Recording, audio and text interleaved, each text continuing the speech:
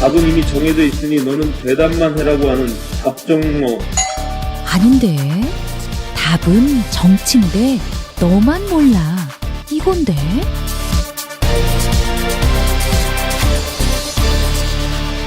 국민보좌관 김성회의 답정너.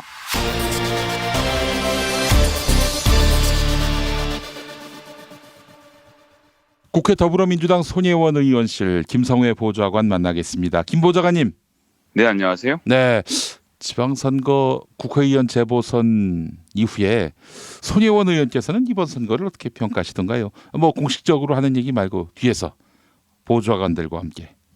일단은 뭐 손혜원 의원은 충남, 충북, 경북, 특히 대구, 그리고 이제 경남 중에서도 농촌 지역의 험지를 위주로 선거 지원 유세를 다녔습니다. 예. 어떤 지역 같은 경우는 국회의원이 한 번도 와준 적이 없었는데 고맙다라는 인사까지 하는 지역이 있었고, 그래서 사실 뭐 간 것에 비해서는 너무 많이 떨어져서 저희가 생색은 못 냈습니다만, 여튼 이제 그렇게 돌고 다니면서 그 현장에서 느껴진 열기, 그리고 많이 부족함에도 불구하고 열심히 뛰고 계시는 모습들을 많이 보고, 또 지방자치라는 것이 지역에 있는 그런 모세혈관들이 잘 해줘야 하는 건데, 그렇습니다. 그런 부분들에 대해서 중앙당이 좀 더 교육을 하고 체계적으로 준비하면 어떻게 했느냐는 아쉬움이 가장 좀 큰 평가였던 것 같고요. 예.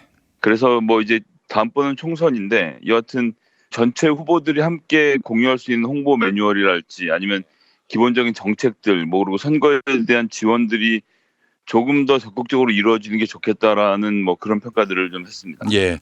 자, 2년 후 총선 어떤 결과가 나올지 미리 예측하는 것 자체가 사실은 무리인데, 그래도 홍보 전문가가 보기에 2년 후에 선거가 어떤 이슈로 치러질지 정도는 이제 감을 잡지 않았을까요? 현장을 돌아다니면서 봤을 때. 예컨대 정권 심판론이 대두될지 아니면은 한 번 더 맡겨보자라는 여당에게 다소 유리한 구도의 캠페인이 전개될지, 어떻게 그 부분에 대해서 말씀하신 건 없었나요?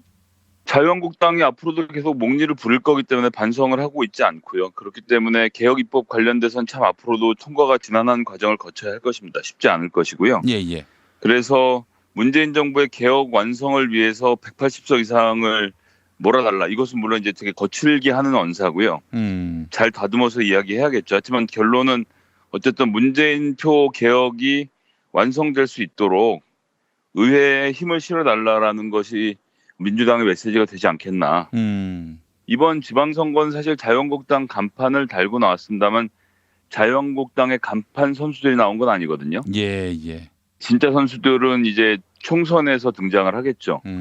그 선거에서 자유한국당을 심판하는 것이 우리나라 민주주의 발전에 큰 도움이 될 것이라는 점을 강조하게 되지 않을까라고 그렇게 좀 평가를 해봅니다. 아, 그래요. 2년 후 선거, 그때 진짜 선수들이 나온다는 말씀을 하셨는데, 이 총선이 사실은 대선에 직접적인 영향을 미치기 때문에 바로미터가 될 수 있는 거 아니겠어요? 그래서 다가올 총선이 갖는 의미는 매우 크다, 이렇게 말씀드릴 수 있을 테고요. 그리고 이제 2020년 4월에 총선을 마치고 6월에 국회가 열리면 그때부터 시작해서 1년 동안 문재인 정부가 이루려고 했던 개혁 입법들을 다 통과시켜야 하는 시대적 과제가 있는 겁니다. 사실은 정권 초기에 힘이 있을 때 하면 더 좋지만 지금 현실적으로 자유한국당이 뭐 어쨌거나 국민들로부터는 최악의 지지율로 외면당하고 있지만, 여하튼 현실적인 정치 권력을 갖고 있는 것은 변함이 없기 때문에요. 예. 그렇기 때문에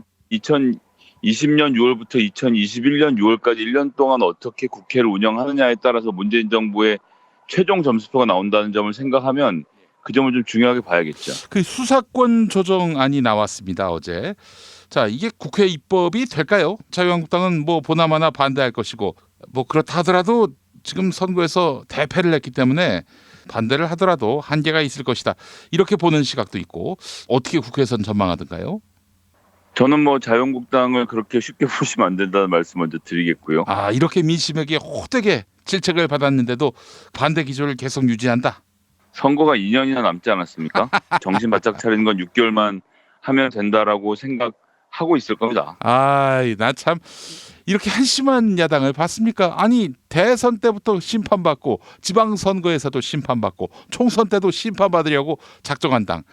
아니 심판받을 대상을 자신이 아닌 경쟁당이 대상이 되도록 해야 할 판에 계속 심판해달라고 이러고 있으니 참 답이 없습니다.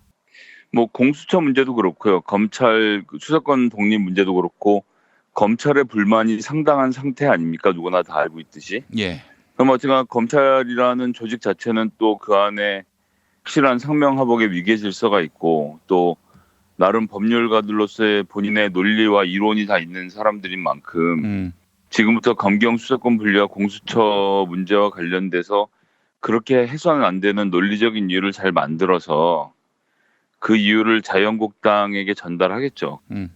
물론 뭐 우리 당에도 있습니다만 자유한국당 내에 법조인 출신의 국회의원들 또 그중에서 특히 검찰 출신의 국회의원들과 함께 힘을 합쳐서 수사권 분리가 가져오는 여러 가지 문제점을 잘 만들어서 저항을 하겠죠. 전 여기서 간단하게 포기하고 모르겠습니다. 민주당이 하고 싶은 대로 하세요라고 할 자유한국당은 절대 아니라고 생각합니다. 예, 알겠습니다.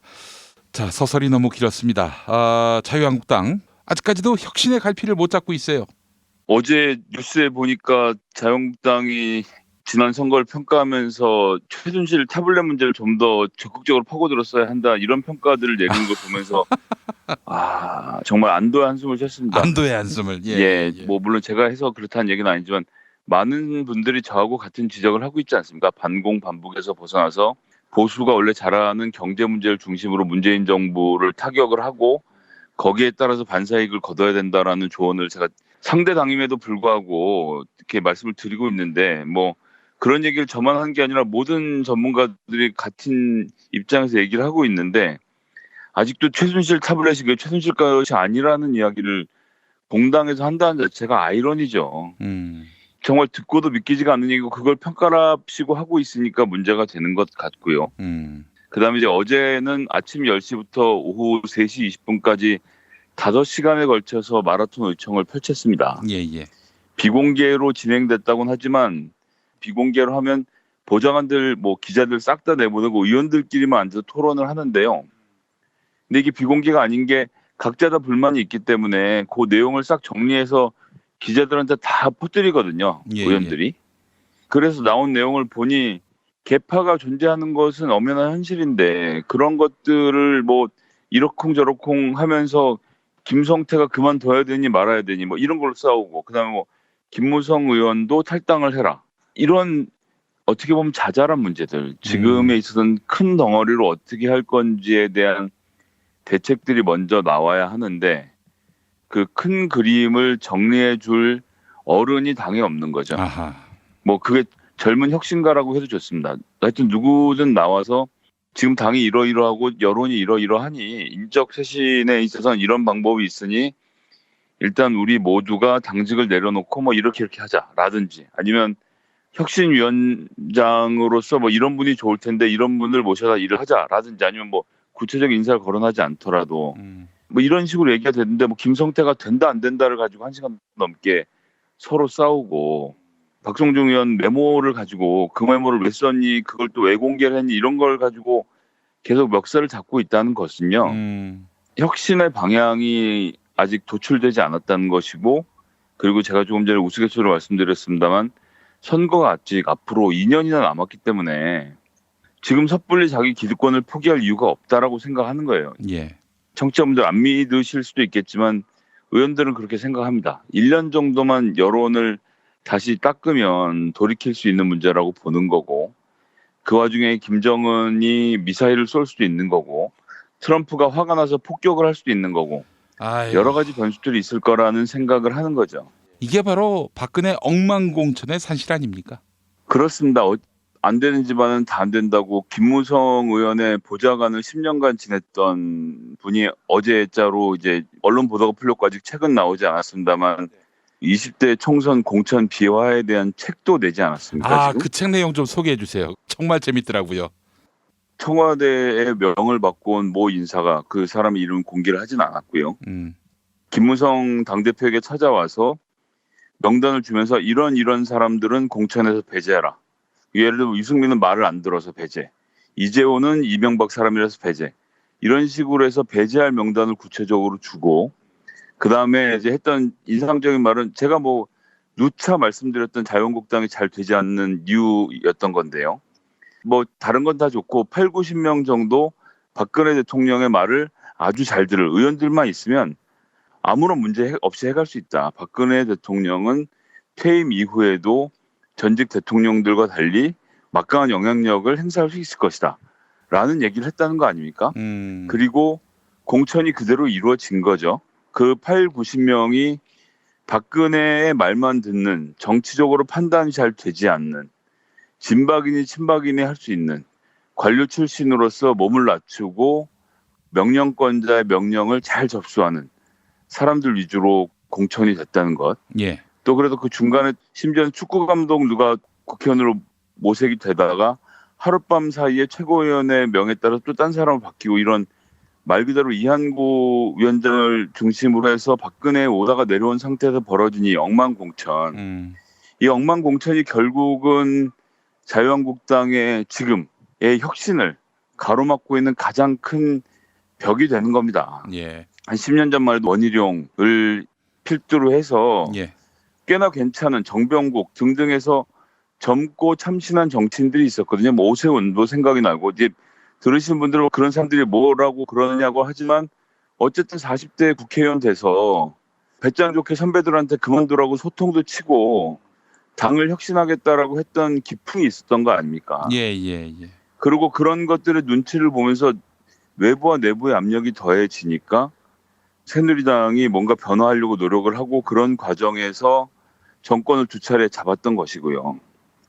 그런데 지금에 있어서는 A씨가 갖고 왔다는 그 명단에 있는, 혹은 8, 90명 정도 박근혜 대통령의 말을 잘 들을 사람만 있으면 우린 뭐든지 할 수 있다는 그 자만심이 결국은 지금 자유한국당의 파국을 가져온 것이 아닌가라고 생각을 하고요. 그런 의원들은 그렇기 때문에 다음번에 그 분들이 아무리 TK에서 나오고 어디서 나온다고 하더라도 저는 유권자들의 외면을 받을 거라고 생각합니다. 민주당 입장에서는 이분 공천 박근혜가 주셨어요라고 한마디만 하면 굉장히 간단하게 전선을 그을 수 있거든요.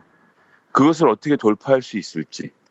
지난번 홍보물에 나왔던 박근혜와 함께 찍은 사진들을 이번엔 저희가 활용할 수 있는 거 아니겠습니까? 이분 진박입니다 라고 우리가 홍보해 드릴 수 있는 것이고요. 그렇게 입소문을 퍼뜨릴 수 있는 것이고요. 예. 진박을 외치던 이 의원, 의정활동 4년 동안 박근혜 대통령에게 몇 번 면회를 간 줄 아십니까? 뭐 이렇게도 할 수 있는 것이고요. 어쨌든 박근혜를 가지고 저희가 그것을 연결해서 마케팅을 하면 자유한국당의 현역 의원들 과연 버틸 수 있을까요? 그리고 관료들은 관리는 잘할 수 있지만 정치를 잘 하지는 못합니다. 그것이 뭐 각자의 특성이 있는 것인데, 그런 특성들을 감안하면 제가 생각하기에는 그런 점에서 놓고 봤을 때는 자유한국당의 미래가 암울하다는 것을 이번에 그 책을 통해서 또 확인할 수 있었던 것 같습니다. 예. 알겠습니다. 참 공천을 잘했습니다. 우리 박근혜 씨가. 너무나도 고맙게 된 거죠. 저희들 입장에서 봤을 때는. 말씀하신 대로 사실은 과거에 뭐 남경필이니 원희룡이니 정병국이니 이런 사람들이 뭐 하여간 당이 너무 극으로 갈 때 어쩌다 한 번씩 이렇게 제동을 하고요. 당시 야당과 소통하려는 노력도 보였고요. 그게 쇼라도 했었는데 그런 사람들이 씨가 말랐어요. 이제는 그 쇼를 할 사람도 없으니까 타블렛 PC 얘기를 아직도 하는 거 아닙니까? 그렇습니다. 보고 있으면 어떻게 저렇게 하나 싶은 생각이 드는 겁니다. 그러니까 한마디로 국민들이 어리석어서 JTBC의 마타도어에 홀려가지고 그렇게 해서 탄핵시켰고 문재인 대통령 만들었고 이번 지방선거 국회의원 재보선에서 자기들을 배제했다. 이런 인식 아니겠어요? 그렇습니다. 그것은 극우 인사들도 요즘은 잘 주장하지 않는 내용이고, 그렇게 주장하다가 영어의 몸이 되신 분도 계신 상황 아닙니까 지금? 그렇죠. 변모 씨라고. 예, 그럼에도 불구하고 계속 그런 주장을 펼친다는 것은 그것은 내부 동력을 모으기에도 부족한 논리라는 생각입니다. 예, 알겠습니다.